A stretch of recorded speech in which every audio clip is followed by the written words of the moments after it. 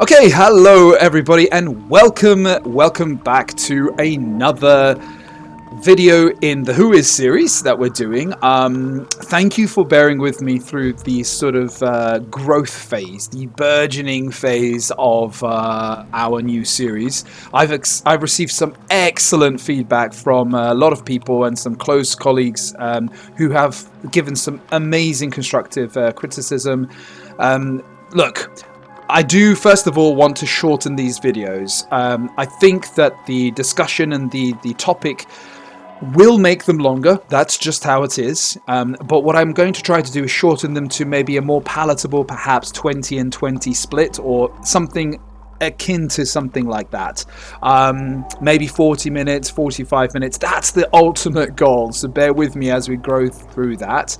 I'm also going to try to add in a few more sort of video-y stuff. I'm not very tech savvy, so I'm going to try to get a bit of an editor, I think they're called, and try to figure things out, get a little bit of a merge between the first part and the second part, like a transition, maybe do a little bit more kind of graphical representation on things, so to make it a little bit more standing out. So bear with me as we go through these videos, and you will start to see changes as we go along, and as we get a bit more understanding of how to do things, then great. Then this will be epic. This will be epic. Now, as always, you're joining me today to learn more about the theme behind the spirit of the day, and in so doing, improve our play styles and our enjoyment of the game, and ultimately help us become better spirits. Now, which spirit are we going to learn about today? Now, one thing I figured out, I was doing this sort of like, who do you think we're going to talk about sort of thing. But then, of course, on the thumbnail, I have to say who it is. So I'm going to bypass that. But today we're going to be talking about a spirit which I absolutely adore. I feel I'm going to say that about a lot of different spirits. Oh, what's going on here? Oh, look at this.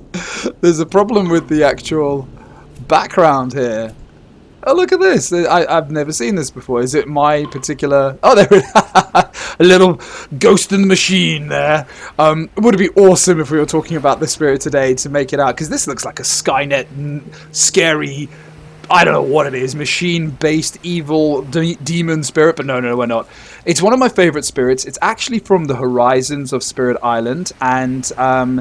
I didn't think much to Horizons of Spirit Island. I thought it was going to be just a little add-on for simplistic, oh, well, I was completely wrong. And this spirit really took me by surprise. So, it is none other than, oh, it's still having little problems. Is it trying to load something in? I don't really know.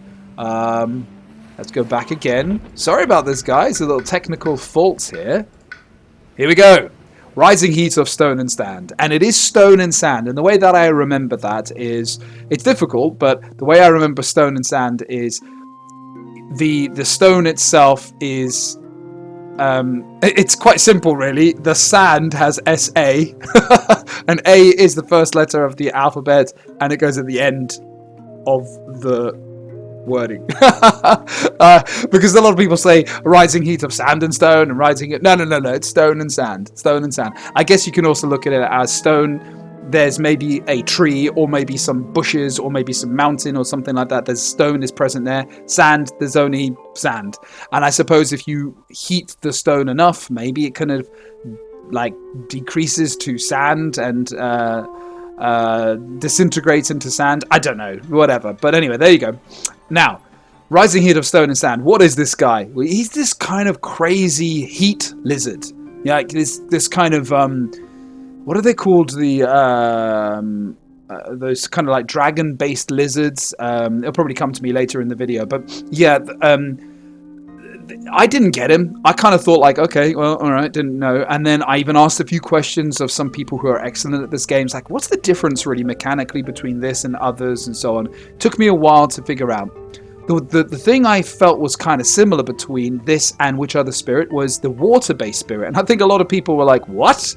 How is like heat of stone and sand similar to water? Well, thematically, it's not. But mechanically, I thought it has a kind of similar innate power. The track maybe seems a bit similar. You need to create sacred sites. Okay, River does it without the use of double presence icons in the wetlands, but it's kind of similar.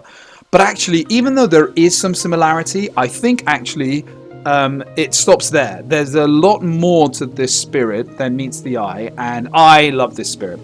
How do we think about this? First of all, what's the sound effect? I love that. I really love that when I first saw it, and I think the beautiful artwork here, it really does feel that rising heat, doesn't it? It's like when you see the mirage of the land, and it's like, and it's in front of you, and it's a really hot day. That's what it's, well, in my head, I think they nailed it. I really think they nailed it. Okay, so let's swing it around, and let's have a chat. Dahan herders are very familiar with rising heats of stone and sand. The signs of its presence are passed down from generation to generation, so it can be acknowledged and thanked for safe passage across its scorching domain. Maybe there's a hint here. Even after centuries, the spirit remains a bit unclear on why living things get so unhappy about fatal desiccation. But the Dahan makes such pleasant patterns across its sands that it's happy to forbear. It is mostly found in sandy and rocky lands, maybe a little bit of a clue there, with sparse vegetation, but many also reside in volcanic areas, or even stretches of gravel or sand amidst wetter climates, radiating an intense and unusual heat all around. So I think the things to take from here are Dahan. Dahan are spoken about. They're very familiar. They get so unhappy about this in Dahan, but they make such pleasant patterns. There's almost this sort of, well, look, okay, I don't really get the Dahan, but I'm not going out of my way to destroy them. And this is true. This spirit can utilize Dahan to its for its cause, but it doesn't need them, but it can utilize them. So that's one thing to consider. The other part of this law is the safe passage across the scorching domain. Perhaps there's a bit of movement involved in the Dahan, and that is true. It has the ability to manipulate and move the Dahan to an extent. Okay, it can use that. Now, this is another clue. Sandy and rocky lands, mostly found.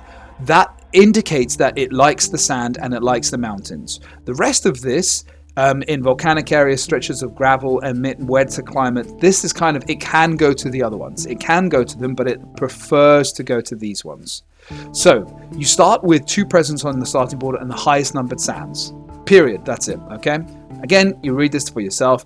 This complexity low. I don't know about this. I understand what they're coming with, and I think the Horizons spirits are technically on the lower end. But if there was a grading system of where on the lower end, I would put this on the higher side of the lower end. Main reason is because you have to utilize sacred sites. You have to know where and how to position them. It's clever use of the actual innate power, and there's a lot of movement effect that you can take into consideration. There is also a great utility card, and it really is a utility card because in a multiplayer game, you can't use it on your own spirit. So in solo player games, I try to refrain from doing it to my own spirit, to Rising Heat of Stone and Sand. So there is this utility aspect which comes into play a bit, when to use it, when to give it out. You know, it's important to communicate that to your colleague spirits and so on. And as I said, there's this movement. So on a summary of powers, I think offense is way higher. I think offense is really high. But I think it is a scaled offense. I think at the beginning of the game, the offense is lower, but as you get later into the game, your offense goes off the charts. I think the control, actually is a little bit more than this. To be fair, there's pretty much just one card which has this sort of level of control, but it's such good control. And you have one other card which is an absolute beast of a card that technically there is an element of control in it, not in the sense of manipulation and movement of pieces, but in how you want the game board to play out and how you want that turn to play out.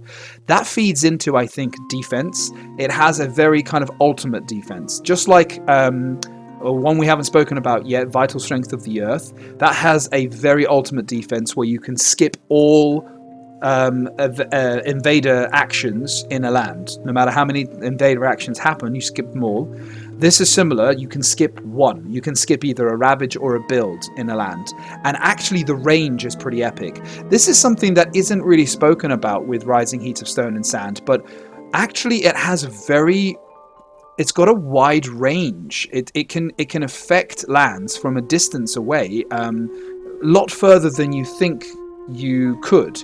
And I think that feeds into a little bit of the low complexity. If in fact the range was range 1 rather than range 2, as it is in some of the bigger cards, I think it would be into the moderate, but that's maybe one of the reasons it's in its low.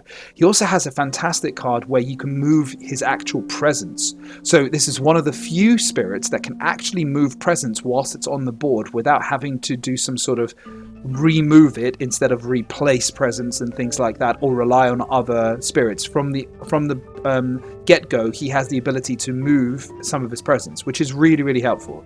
So offense off the chart. Control, I think, a bit higher. Fear, yeah, that's pretty low, but once the offense gets going, the fear gets going. Defense, I think, is probably fair to say here. There's no traditional defense, there's no removal of blight, but as I say, there's this amazing skip, and actually you can use it really, really well. Utility, I think, is probably a bit higher, especially in multiplayer games. You've got a card which you only can use on other players, and because there's movement of Dahan and there's movement of pieces, invader pieces, I think you can do a little bit more utility than is maybe given credit for in this bar, but I understand why it's on the lower end. The way to look at this is you're moving pieces around the board a little bit. You're creating what's called pockets. And this is one of the first times we're going to talk about pockets. What I mean by pockets is similar to imagine a normal pocket. You put things into it, you store things in that area. You don't have it strewn over your body or your person or whatever. And if you've got a pocket in your jeans, you don't want to hold it on your hands and everywhere and it's all on the table. You put it all into your pocket. Same on the board, you put a lot of different things into that pocket. Now, there's multiple reasons to do that. You may want to refrain from allowing the invaders to explore into multiple different lands. If you put everything into one land, the exploration can only happen from adjacency to that land and coast. So if you do it all in one area, maybe you can prevent other parts of the island from being explored into. That's a very viable strategy. You might want to put everything into one pocket and then potentially isolate that pocket, which prevents it from actually being a source of invaders as well. Or for other explorers as well. So there's multiple reasons. In this instance, actually, one of the reasons you want to put everything into one pocket, the way I like to play, is because of his innate power. It's incredibly powerful, and if you get everything into one pocket and you can build up a sacred site there, well, great things can happen. All right. So there's a little bit of complexity.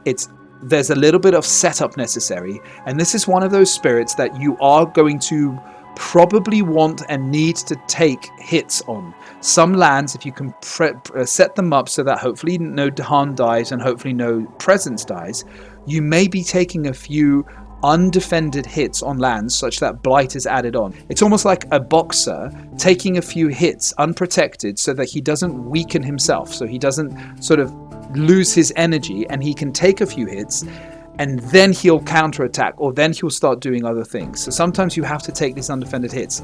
Rising Heat of Stone and Sand is one of those spirits. Let's flip over the board. Let's talk about his presence track. Now his growth track is really, really cool.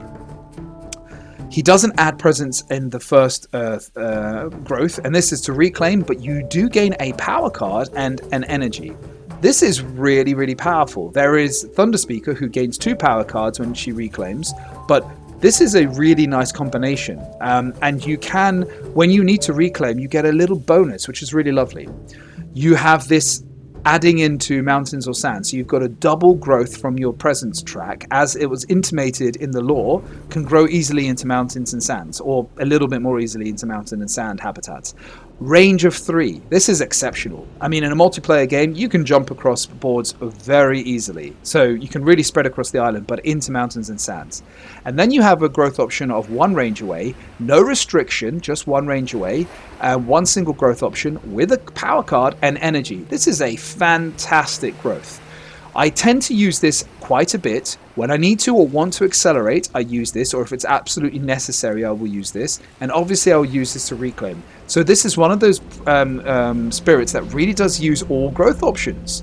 You start the game with 2 presence off the board, okay, and the presence track looks pretty good.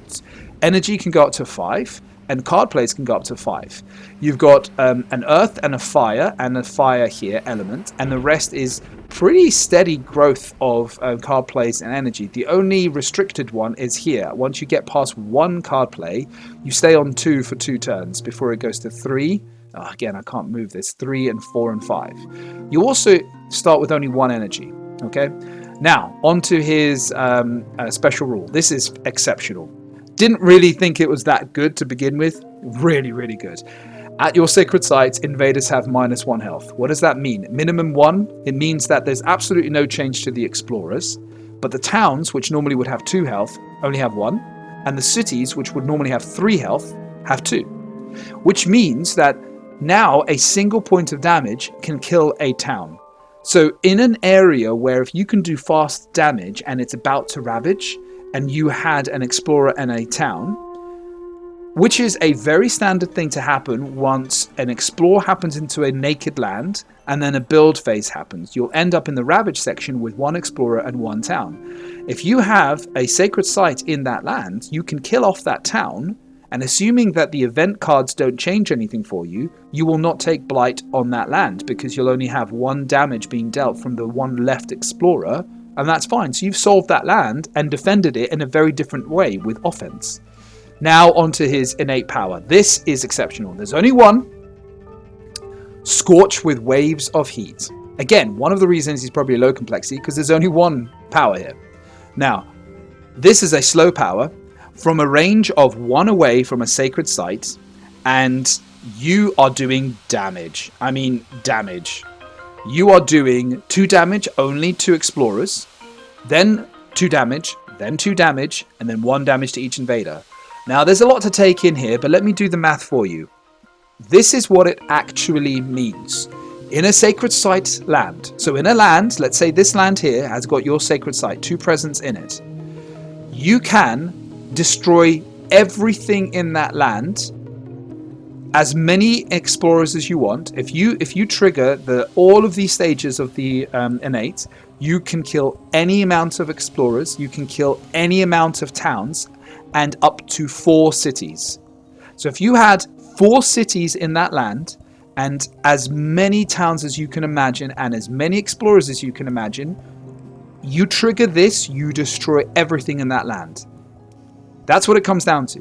The 4 damage is split into the cities. So they go down from, remember, it's 1 less health, from 3 health to 2 health. So they go from 2 health to 1 health. And then it doesn't matter about this at all. And now you do 1 damage to each invader.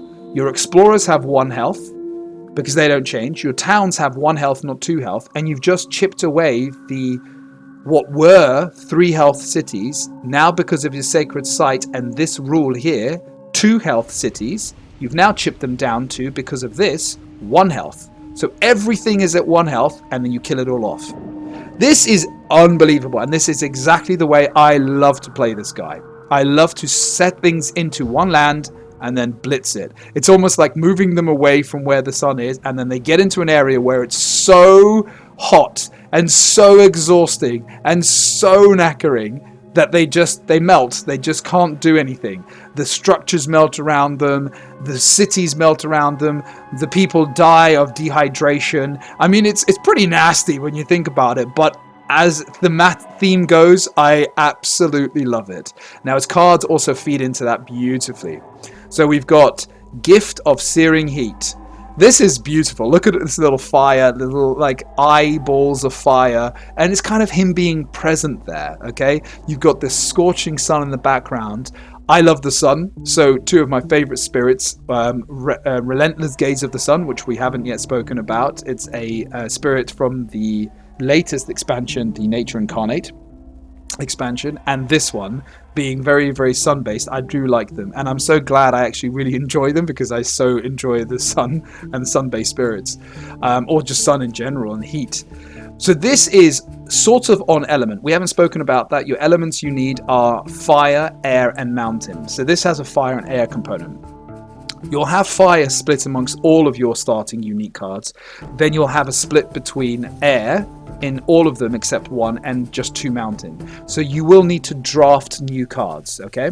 So onto the theme behind this one. This is basically so much heat that the wood itself just starts to catch fire. Okay, that's kind of how you look at it.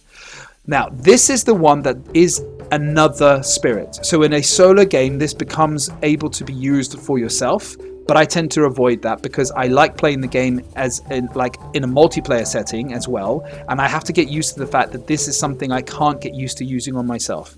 It is very, very powerful. You give them either 2 energy, or that spirit in the fast phase for 0 cost can actually pay an energy and do 1 damage in their land. This is a way for them to stop and explore becoming a problem. Like if an area has 1 explorer and it's about to build, you can stop that if you've got presence there.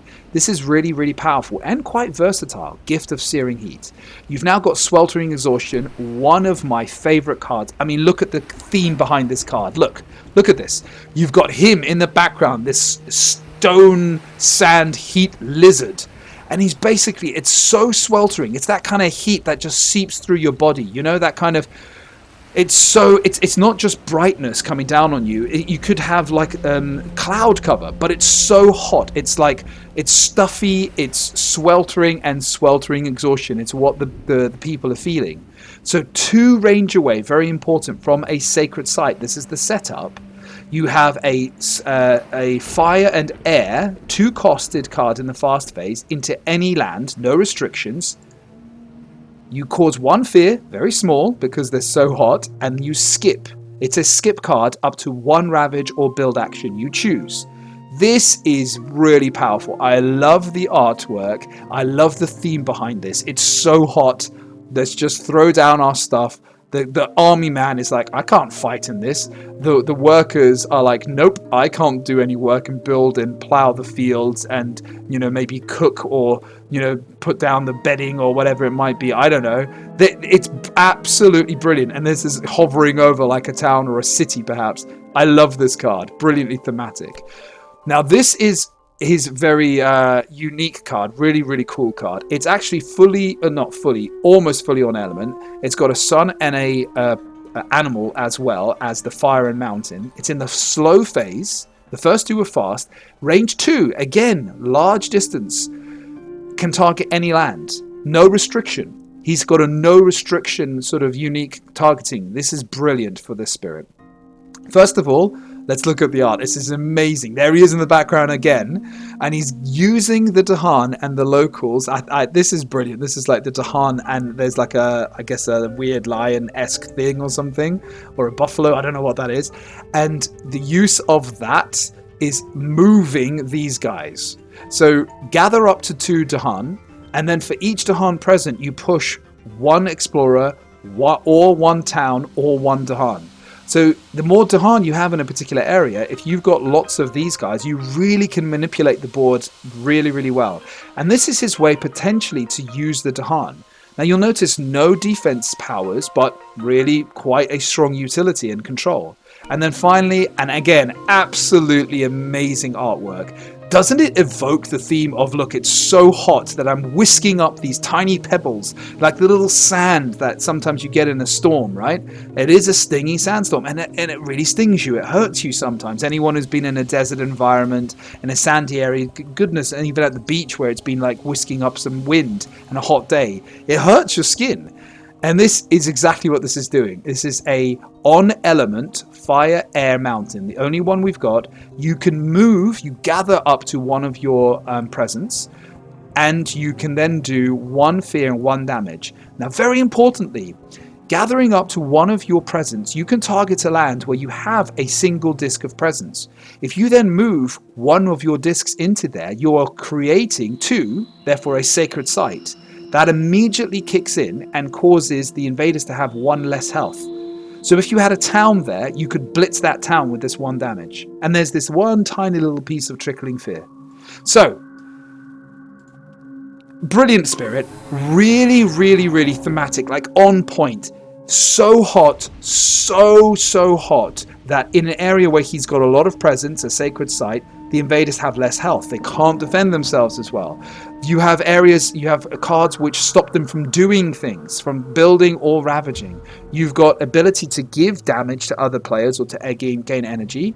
I almost consider this as a blocked card, like it's not there in solo play. Just use it for the actual on element stuff. Then you've got an ability to manipulate, move the Dahan, but also move the invaders to where you want them to, and then you've got more damage and movement of your presence. This is all based around the idea that he's so ready to do so much damage because it's so hot, he can blitz entire areas of land. So what are you thinking with this guy? You're basically trying to set things up a little bit in the slow phase. You're maybe sometimes taking a few hits and you have to take them undefended. But what your ultimate goal is, creating a pocket or two of lands, putting everything into there, making your presence known. It's hot, it's baking, it's sweltering, there's exhaustion going on. You're stopping maybe things from doing damage, and until you're ready, boom, you do the stuff, you kill them off.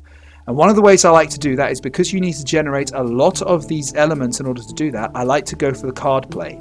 Now you can go for the top area here, get lots of energy, play minimal cards and play the game out that way. I find that not as thematic, but it works, mainly because I don't get to utilize this innate power, which I love so much. Okay, so remember, he is one that really, on a knackering, hot, sweltering day, you feel like doing nothing. You feel like lying down and just drinking lots of water. What happens if you don't have access to that water? What happens if those wells dry up? Or it never relents, or it's constantly there? It's attacking and warping the wood around the buildings, making the buildings collapse around themselves. You can't be bothered to fix the buildings. You can't be bothered to get the water from the well. The well is drying up. You want to lie down and slowly drift away and die, right? Scorched with waves of heat. I mean, this is kind of what you're trying to do. Now, because the land is so hot in a particular area, he can't always enact that kind of wrath in multiple areas, which is why you want to create pockets, put everything in there, and then blitz it. All right? Okay, let's go to the game. So again, we're going to be doing a random setup. It's a board G, and we're going to do Rising Heat of Stone and Sand. Let's go. Okay. So highest mountain, it's highest sound is this one actually in the center. Let's see where they explore into. So they're exploring into the sands. Interesting.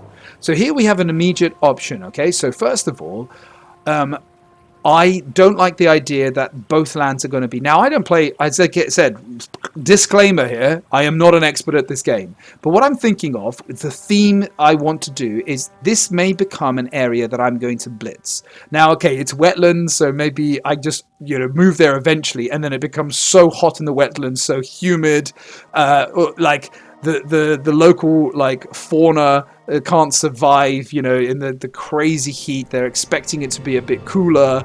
You can't even dip your toes into the water because it's so hot, and boom, it blitzes. Maybe that's how you look at it, okay? The way I'm going to plan to do this is I want to kill this, okay? And so it's not a problem.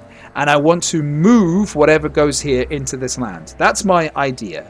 Now, in so doing, I probably won't generate my innate power, which is really, really good, but you can always play to try to generate your innate power so that in the slow phase you destroy and get rid of, hopefully, whatever invaders come on the board as explorers so that they don't cause problems in the build phase. But let's see what we do. Let's see how we manage this. So I'm going to actually take the third growth option because I always like to gain power cards. Now remember, we have no traditional defense, so that could be interesting to pick up. We also need at least one fire and one more mountain card in order to generate our, full thing. Remember, when we go to the 5th card play, we will have a fire. So the main thing you're looking for is mountain, okay? Now, I like to just get on element cards generally, but also anything that might assist me. So let's see what we pick up. I do have a mountain. Look at this. How can you pass that up? How can you pass that up? Destroy one explorer. Boom. Okay, there has to be this. This is what we're picking up. Yes, this is blight removal. This isn't bad as well. This is also manipulation in the early phase. This is perfect. And it actually comes in very handy right now to what I wanted to do. I was planning on using Stinging Sandstorm and Herders, but actually I could use Steam Vents, and I can save this for another time. By using Steam Vents, I actually stopped this from growing a town at all, and my plan was to kill the town and then allow the Explorer to just stay there. But now, actually, I can just get rid of the Explorer straight away, so it doesn't build a town, and actually then manipulate this. So that's what we're going to do. So we are going to add presence. Now, because we can add presence to sand and mountains relatively easily, I'm actually going to add presence into here, because this is where I want to set up eventually. So I'm going to put it into there, and it's one away. I'm going to not play this one, which I was planning to, and I'm going to play Call, and I'm going to play Steam Vents. Okay? And okay, that is my play. That is all I'm going to do. Now, you'll notice I haven't generated any of my innate powers, but that's okay for now. We're building to the mid-late game. That's what we're trying to do. Remember, it's not quite hot enough. It's going to become very hot, but now it's just getting there. The temperature is slightly rising, but it's not quite at that kind of blistering level yet. Okay. All right, so first of all, in the land I'm in, I just kill an explorer. Bye-bye. See you later. Now they're going to build there, and they're going to explore into the jungles. All right, so we've got an animal in this one, a beast. Maybe that can come to our aid at some point. Now we're going to call on herders. So look what we're going to do. We're going to gather, and there are no other Dahan, but we're going to gather one of them. So we're going to gather this into here. Now we have 2 Dahan, and for every Dahan, you can push one either explorer or town or Dahan. So what I'm planning to do is move these guys into here. So I'm creating a pocket for myself here. Okay? Now I still have this to deal with, and I have this. So this is still not perfect, but what I maybe am going to try to do is move these guys into here. Now, that may be a bit more difficult because I've just used my movement card, but maybe I'll draft something. Let's see what happens next. So now they're going to be ravaging the sands, but there's nothing to worry about, but they are going to be building here. So what can we do to kind of avoid any problems? Well, this may help us with the beast, but here, if we allow the actual land to ravage, well, the Dahan will die, but at least the town will get killed off. So we've got choices to make. First thing I'm going to do is I'm going to gain a power card and see what we get. So, again, on element card, really like that card. This is interesting as well. Invaders do not build in the target land this turn. Aha!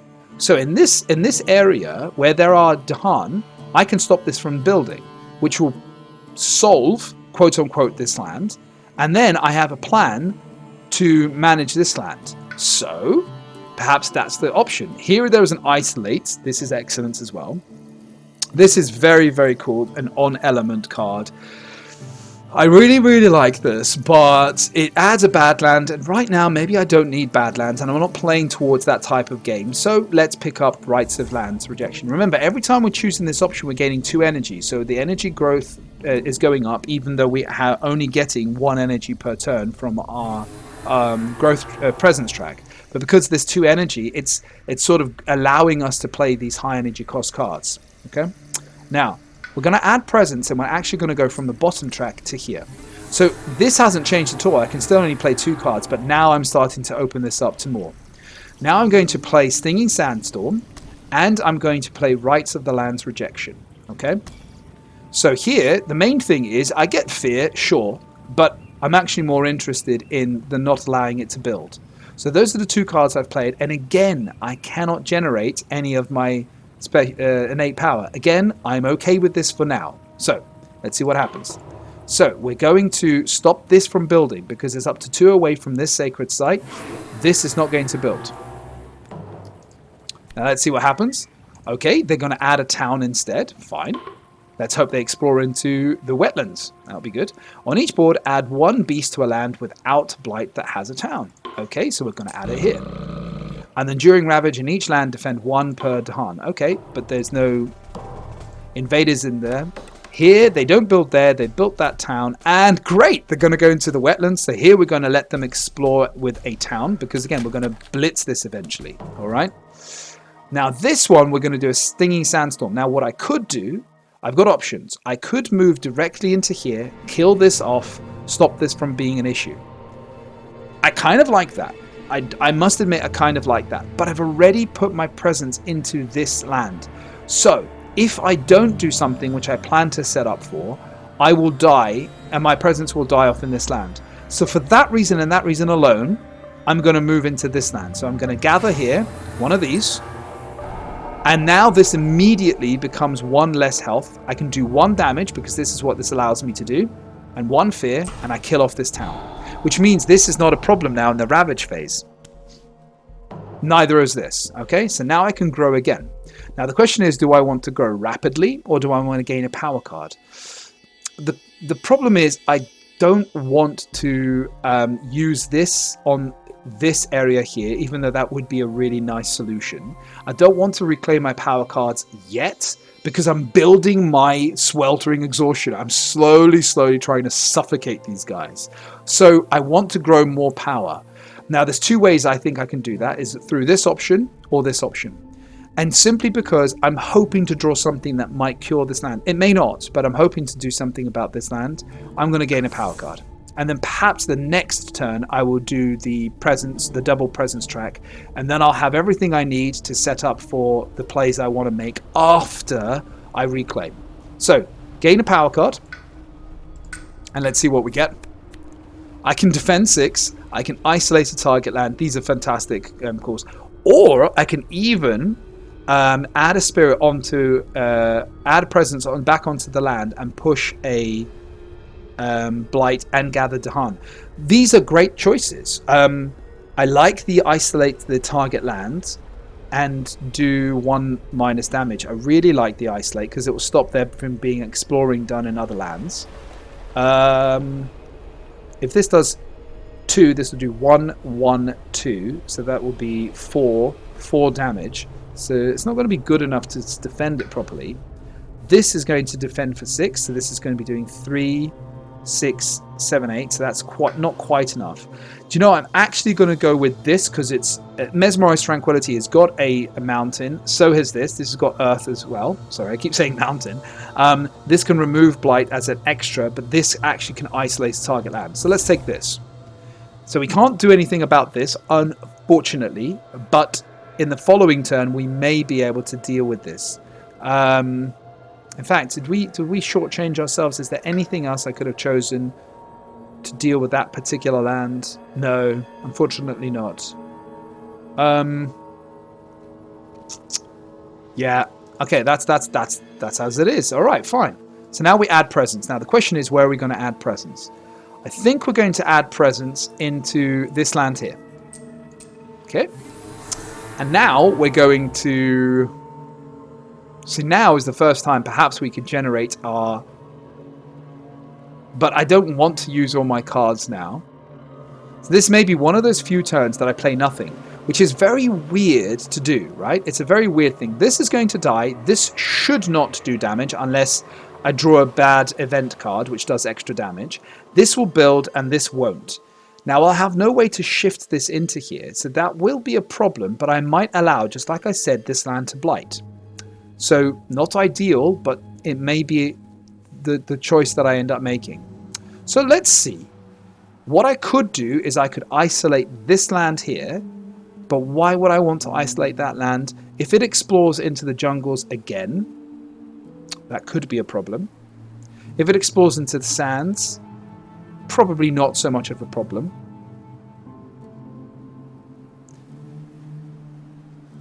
You know what? I'm going to hold on to all my cards. Very strange play, huh? But again, we're building. Okay, here we go. Ignore. Okay, fine. That doesn't exist. In each land with... Hey! So that kills that off. Fantastic. There we go. And here, this does 1 damage. Add 1 Dahan to a land with Dahan and none of the other stuff. So, let's add Dahan too. Because we're going to be gathering Dahan in. So, let's add Dahan. Let's add Dahan here.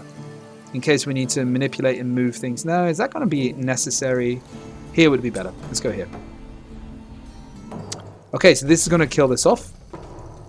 And then it's going to build a town here, and they're going to explore into the jungles again. Right, okay, so that would have been a reason to stop this. Okay. And it explored twice because of the event card. That's annoying. So that would have been a reason to stop this from isolating this. This would have explored. No, they still would have explored. That's fine. Now look what we're going to do. So this is going to build fine. But what we're going to do now is we're going to add presence into 2 lands to escalate or increase the growth from the tracks. And then finally set things up in a way that I want them to look like. Okay, this is going to ravage. We don't care. We actually don't care. Okay, this we do care about. So we're going to use sweltering exhaustion. All right. Now we can actually use this in this land and maybe set things up in a different way. Okay, fine. So we're going to do this. We're going to do mountain. We're going to expand into here. And again into here. I think that's the play. Then we're going to play all 3 of these cards. And we'll generate everything except this one. If we could have generated that one, ideal. But we haven't. No problem. So now we're going to finish playing these cards. And we're going to sweltering exhaustion this land here. So it's so hot, they cannot ravage the land. Okay, the reason I'm doing that is because I don't want to lose any presence there. Here, we're actually not going to be able to cast this here. Okay, because we don't. We can't. We're not in that land. So I'm actually going to isolate this land. Is there a reason to do that? Maybe not. Maybe isolate this land. Well, if I isolate this land, this is still going to explore into everything. It really doesn't matter because I've got towns in. So if I isolate this land, this won't explore into. If I isolate this land, everything else will explore. Meh. No, this will build as well. So it doesn't really matter where I isolate things. Fine, let's just do it here. And this I'm not going to use on myself. This will be used on my fellow spirits. So this would I'd either give them 2 energy or I'd give them the ability to burn something. Now, obviously, I could use it here and kill this town off. I could use it here and kill one of these guys off. I could use it here and kill something off. I could give myself 2 energy, but I'm not going to do that. Okay, let's see what happens. On each coastal land, move 1 town, 1 or 2 lands inland. Oh, that's frustrating.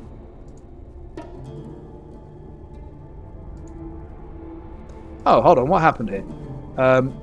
On a coastal land, on each board, move 1 town, 1 or 2 lands inland. I mean, I could do that. I don't know why I didn't do that, but whatever. During ravage, I'll probably figure it out later.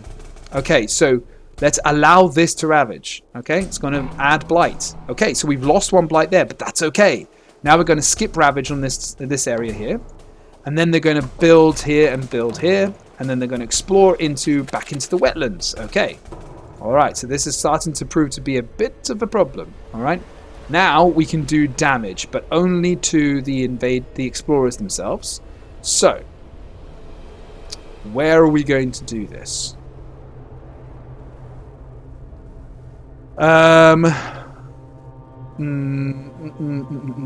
So we could kill this off. That will still ravage.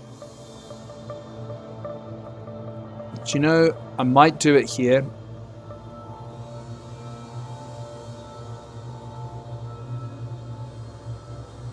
Because I could.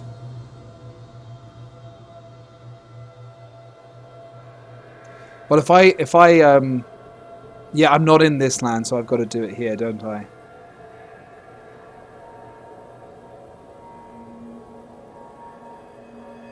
Because then it will kill it off, and I can. Yeah, okay. So I'm just thinking out loud here. Sorry, guys. I could suppose do this one as well, but no point. I'll do it here. Okay. So it's starting to get hot, starting to get toasty. Okay. Now, because we cleared out all of this, now we reclaim. Okay. And now we start to play. Now we've set ourselves up. Now it's really hot. So let's think about how we want to do this. We probably want to move things into this land. And this is going to build a city. Okay. Now, do we want it to build a city? Probably not. Is there a way we can stop building? Yes, there is. So we can actually stop this from building a city, and we can move whatever is left here into this area, which would leave this open to damage and this open to damage. Now, if this is open to damage, I might, die off. In fact, you know what? Do you know what? I'm just thinking now. If I isolate. So this will be 0. This will do a ravage action here. So I'll have 1 less blight. Yeah, we'll do that. Okay. So we're going to gain a power card. Let's see what we'll pick up first of all. Okay, in the slow phase. Oh, excellent. Defend 4. Actually, so nothing needs to actually be killed. And defend 10. That's brilliant. Okay, so I have a defense of 10. So I can defend this land and I can defend this land, whilst hopefully blitzing this and stopping this from doing anything. Now it's going to be quite a lot of energy required, so let's see if we're even able to do this. So we're going to pick this card up. We've got 6 energy. So what I plan to do is sweltering,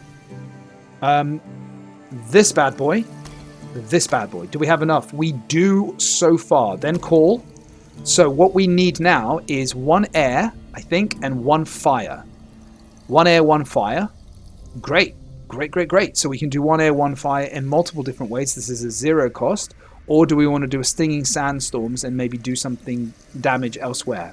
Okay, let's do this. So we've generated this level here. We are now at the stage that we are baking. And the plan is, stop this from building. Move things into here. Stop this from doing damage. Oh, hold on a second. I think I picked up the wrong one. I think I picked up the wrong one here. Because this can stop this. But this is not in this land and I can't go for it. Right, okay, sorry guys. Sorry about that. I need to pull these back. And let's see if I can still do it. I see I need to pick up this. Now it won't have the mountain. Now I do need the mountain. I may not be able to do everything I want to do. That's such a shame. But let's see. Is there a way around this? Unfortunately, you see, I don't have presence in there. So I can't target this land with a defense. And I really don't want this to build the city.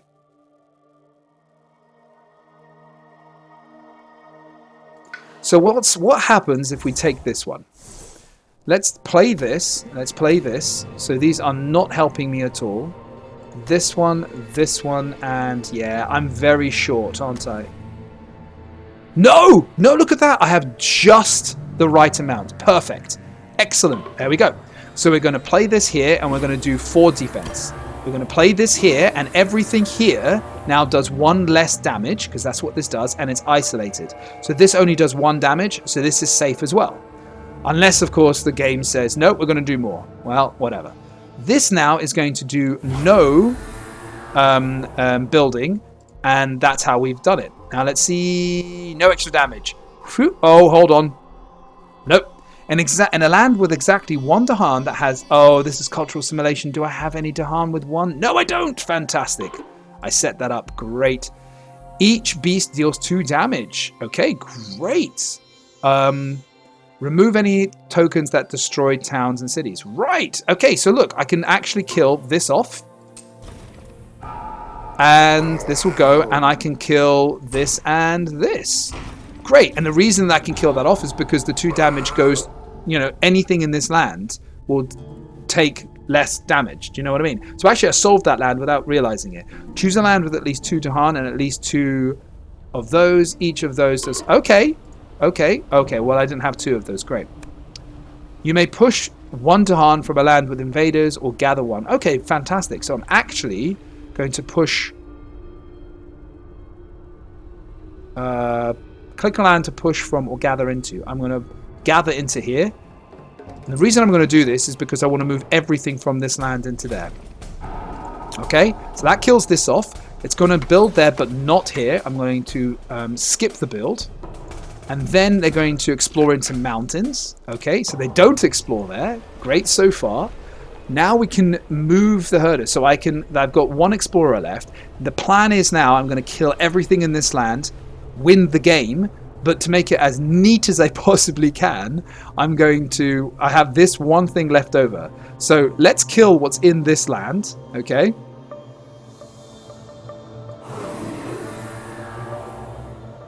I'm not going to gather. I'm going to kill this off. And then I'm going to use this here. I'm going to gather these 2 into here. I'm going to move these 3 into here. And now, okay, you've made the pocket. We've been building towards this the entire game.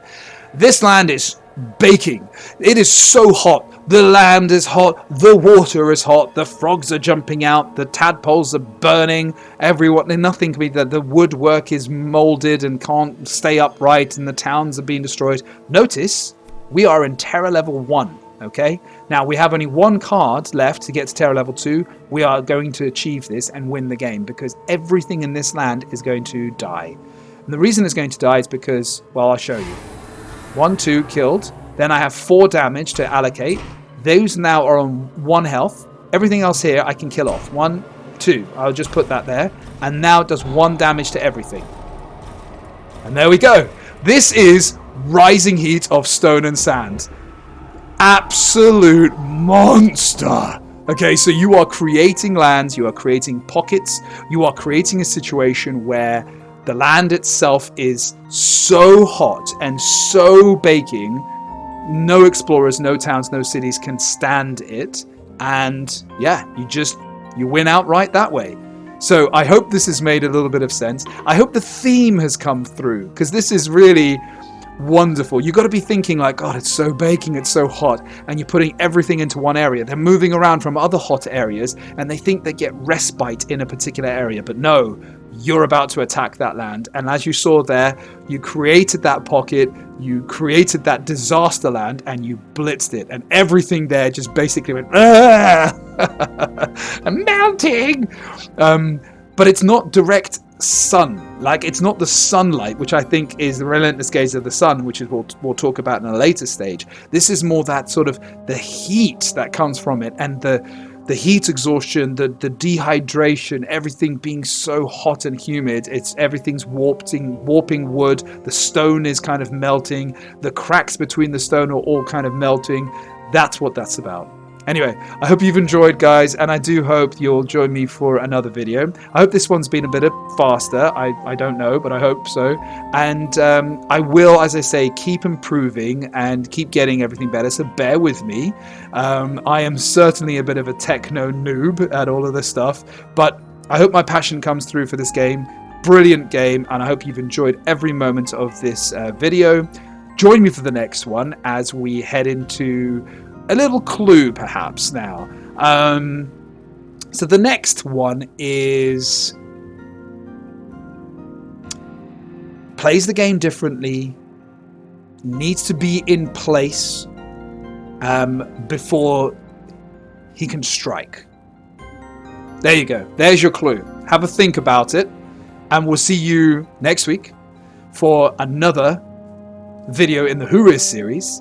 In the meantime, keep spiriting, save the island, and try and save the Dahan if you can. Good luck, and God bless.